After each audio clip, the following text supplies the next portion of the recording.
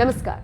बदलते बनारस की तस्वीरें भी बदलने लगी हैं और इसी बदलती तस्वीर से आप सभी को वाकिफ कराने के लिए हमारी एनएमएफ की टीम बाबा विश्वनाथ के दर पर यानी कि काशी पहुंची हुई है। एक बार फिर काशी इतिहास के पन्नों को दोहरा रही है और बदलते वर्तमान में कुछ ऐतिहासिक पन्ने भी जुड़ते चले जा रहे हैं। बता दें, पूरे 352 साल पहले अलग हुआ ज्ञानवापी कूप एक बार फिर विश्वनाथ धाम परिसर में आ गया है और श्रद्धालु काशी विश्वनाथ मंदिर के साथ साथ इस कूप और विशाल नंदी के भी दर्शन कर अपनी मनोकामनाएं मांग रहे हैं। और इसी खास तस्वीर को अपने कैमरे में कैद किया हमारे संवाददाता सौरभ श्रीवास्तव ने, जिसे इस समय आप अपनी स्क्रीन पर देख रहे हैं और इतिहास रचते हुए काशी के गवाह भी बन रहे हैं। इसी ऐतिहासिक तस्वीर को अपने कैमरे में कैद करने के साथ साथ हमारे संवाददाता ने काशी विश्वनाथ के मुख्य अर्चक श्रीकांत महाराज जी से खास बातचीत की। चलिए जानते हैं उन्होंने इसके बारे में क्या कुछ कहा। काशी विश्वनाथ कॉरिडोर धाम अब मूर्त रूप ले चुका है और इसके मूर्त रूप लेने के साथ ही ज्ञानवापी कुंड, जिसका एक अलग ही इतिहास है, वो ज्ञानवापी कूप भी अब विश्वनाथ मंदिर कॉरिडोर का धाम का जो परिसर है उसके अंदर आ चुका है। हमारे साथ इस कूप के बारे में बातचीत करने के लिए काशी विश्वनाथ मंदिर के मुख्य अर्चक श्रीकांत महाराज जी हैं। महाराज जी से जानते हैं कि इस कूप का क्या विशेषता है और इसकी क्या जो है बातें हैं जो लोगों को अभी तक नहीं पता है।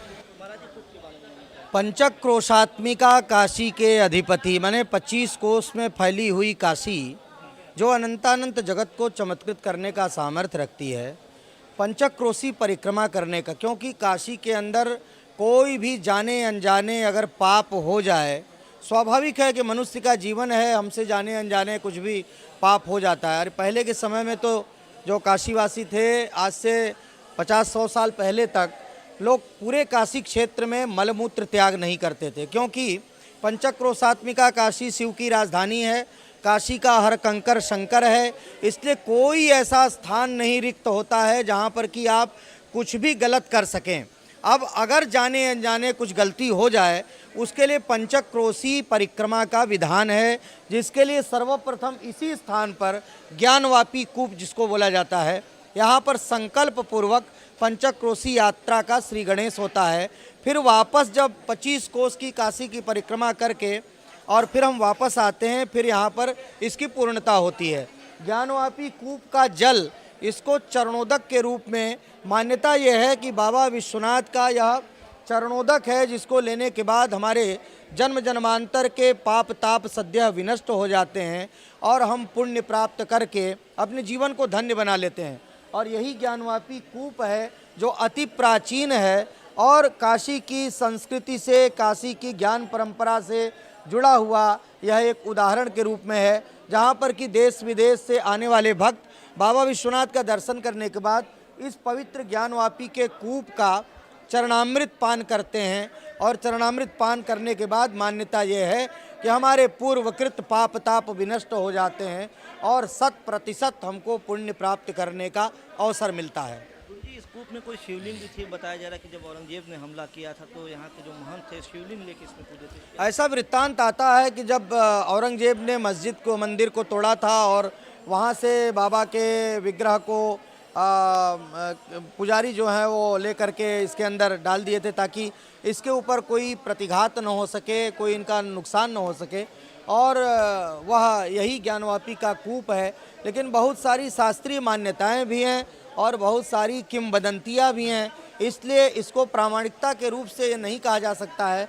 लेकिन हाँ, यह ज्ञानवापी का पवित्र कूप है, जहाँ पर कि जितनी मान्यता बाबा विश्वनाथ के दर्शन की है, उससे कहीं कम मान्यता इस कूप के जल का पान करने में नहीं है। तो हमारे साथ महाराज जी थे जो बता रहे थे कि ज्ञानवापी कूप जो है उसका कितना महत्व है। अगर बाबा विश्वनाथ का दर्शन करते हैं तो कम से कम अगर उसके सामने जो ये कूप पड़ता है, ज्ञानवापी कूप जिसे जाना जाता, जिस नाम से जाना जाता है, उसका भी दर्शन करने से कई तरह की मान्यताओं की और आपकी मनोकामनाओं की पूर्ति होती है।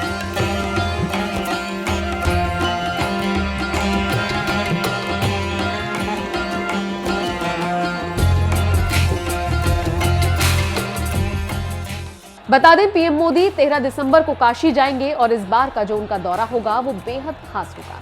इसीलिए क्योंकि पीएम मोदी का बनारस को लेकर जो एक सपना है वो पूरा होने वाला है। लेकिन पीएम मोदी के जाने से पहले एनएमएफ की टीम ने काशी कॉरिडोर के चप्पे चप्पे का जायजा लिया और बदलते बनारस की तमाम तस्वीरों से पहले ही आप सभी को वाकिफ कराया है। कॉरिडोर कैसा है, कैसी तैयारियां चल रही हैं, ये तमाम खबरें एनएमएफ न्यूज पर जाकर आप देख सकते हैं और हमें कमेंट करके अपनी राय दे सकते हैं। न भूतो न भविष्यति के तर्ज पे काशी विश्वनाथ कॉरिडोर का लोकार्पण होगा। आदि विश्वेश्वर का राजराजेश्वर के रूप में भव्य पूजन होगा। प्रधानमंत्री नरेंद्र मोदी 13 तारीख को अपने इस ड्रीम प्रोजेक्ट का शुभारंभ करने वाले हैं। सबसे पहले वो गंगा जल लेकर सीधे बाबा के गर्भगृह में पहुंचेंगे और यहाँ पे विधिवत बाबा का राजराजेश्वर के रूप में भव्य पूजन होगा। उसके बाद प्रधानमंत्री यहाँ के कॉरिडोर की जो भव्यता है, जो उनका ड्रीम प्रोजेक्ट रहा है, उसका लोकार्पण करेंगे और उसका खुद भ्रमण करके एक एक चीज़ देखेंगे। और यहाँ पे लगभग 2500 साधु संतों को बुलाया गया है, जिसको प्रधानमंत्री संबोधित भी करेंगे। तो हम आपको काशी विश्वनाथ कॉरिडोर की एक एक तस्वीर दिखा रहे हैं कि किस तरीके से ये भव्य कॉरिडोर, जो प्रधानमंत्री का ड्रीम प्रोजेक्ट था, लगभग 55,000 वर्ग मीटर में बन के ये तैयार हुआ है। हम आपको बता दें कि यहाँ पे ये मंदिर के गर्भगृह के आसपास ये गैलरी बनाई गई है। ये गैलरी पहले नहीं हुआ करती थी, क्योंकि अगल बगल के मकान थे और पतली गलियां थी। तो अब यहाँ पे जो दूर दराज से भक्त आएंगे वो यहाँ पे दर्शन पूजन कर सकेंगे। हम आपको बता दें, ये पहली बार होगा कि जब शैव, शाक्त और वैष्णव संप्रदाय के प्रमुख इस लोकार्पण में प्रधानमंत्री को संकल्प दिलाएंगे। काशी विश्वनाथ धाम का लोकार्पण समारोह देश की संपूर्ण संस्कृति, परंपरा और धारा का समावेश होगा। त्रिशूल पर बसी शिव की नगरी काशी में यह पहला मौका होगा जब पूरब से पश्चिम और उत्तर से दक्षिण के संतों का मिलन होगा। तो 13 तारीख को एक बेहद खास दिन होगा, सिर्फ काशी ही नहीं बल्कि पूरे भारत के लिए, क्योंकि काशी विश्वनाथ कॉरिडोर का जो एक लोकार्पण होना है, उसके लिए शासन से लेकर प्रशासन तक युद्ध स्तर पर तैयारियों में जुटा हुआ है और इस कार्यक्रम को सफल बनाने की पुरजोर कोशिश कर रहा है। हम आपको बता दें, इसके लिए उत्तर प्रदेश शासन की तरफ से चलो काशी का एक अभियान भी चलाया जा रहा है और लोगों को जागरूक किया जा रहा है कि वो बनारस आए और काशी विश्वनाथ कॉरिडोर का जो भव्यता है उसको निहारें। वाराणसी से सौरभ श्रीवास्तव।